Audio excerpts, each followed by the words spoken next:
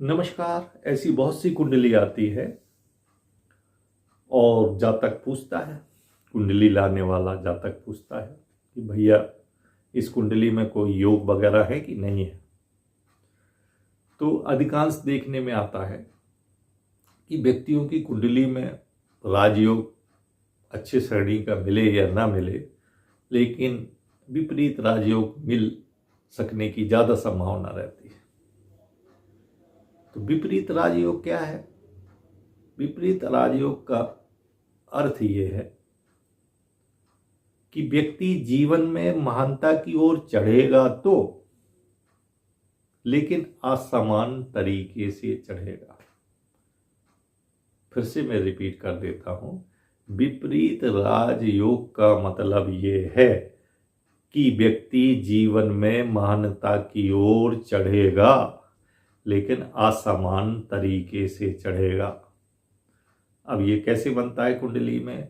यदि छठवें या आठवें या 12वें भाव के स्वामियों का आदान प्रदान हो जाए, 12वां भाव का स्वामी छठवें में बैठ जाए, छठे का 12वें में बैठ जाए, या 12वें का 8वें में बैठ जाए, 8वें का 12वें में बैठ जाए, या छठे का 8वें में बैठ जाए, 8वें का छठे में बैठ जाए, किसी तरह भी एक्सचेंज हो जाए, या इन दोनों के जो स्वामी हैं वो युति बना के एक साथ कहीं बैठ जाए, तो विपरीत राजयोग का योग बनता है। इसका अर्थ है असमान उन्नति। अब यदि आप इस बात को समझना चाहें तकनीकी रूप से, तो ये काल पुरुष की कुंडली होती है।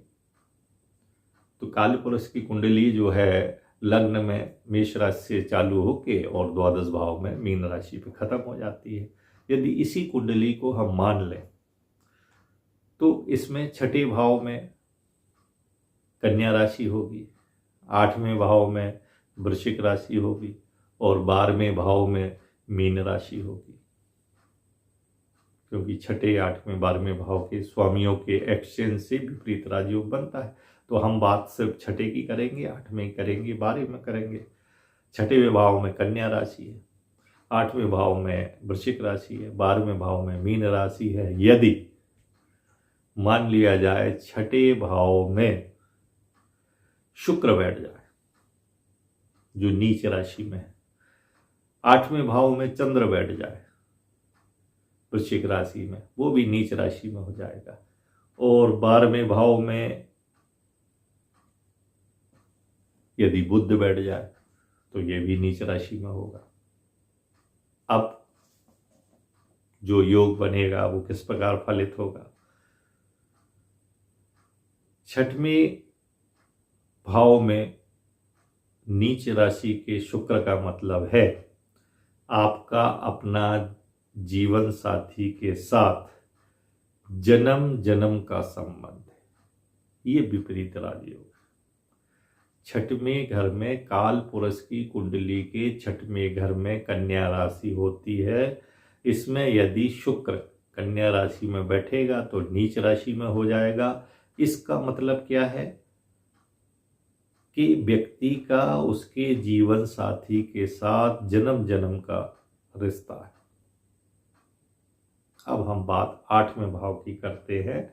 काल पुरुष की अष्टम भाव में वृश्चिक राशि होती है। यदि वहां चंद्रमा बैठ जाए तो वो नीच राशि में होगा। इसमें व्यक्ति को अवसाद दे देगा, उसको आत्माओं से डर लगेगा। प्रत्यक्ष में क्या फल मिलेंगे? तो दो टाइप के लोग हैं। एक आध्यात्मिक नेता, उसका भावनात्मक दिमाग होगा, और एक आध्यात्मिक गुरु जो दूसरों के दर्द और पीड़े का प्रतिनिधित्व करेगा। तो नेता जनता की भावनाओं से खिलवाड़ कर कर अपने जीत के लिए उनका उपयोग करेगा, वोट इत्यादि डलाएगा। लेकिन आध्यात्मिक गुरु दूसरों की दर्द पीड़ा का प्रतिनिधित्व कर उनकी भावनाओं को पूरा करने का, उनके दुख दर्द को मिटाने का प्रयास करेगा। तो ये 8वें घर का प्रयास होगा। 12वें घर में जहां बुध नीच राशि का है, तो कहते हैं यदि उस बुध के साथ यदि राहु और शूर और बैठ जाए तो चंद्रमा के लिए ये मारण का स्थान है, मतलब माता को कष्ट मिल जाएगा, या माता को कष्ट नहीं मिलेगा तो ये विदेश में अपने देश का एजेंट बन के काम करेगा।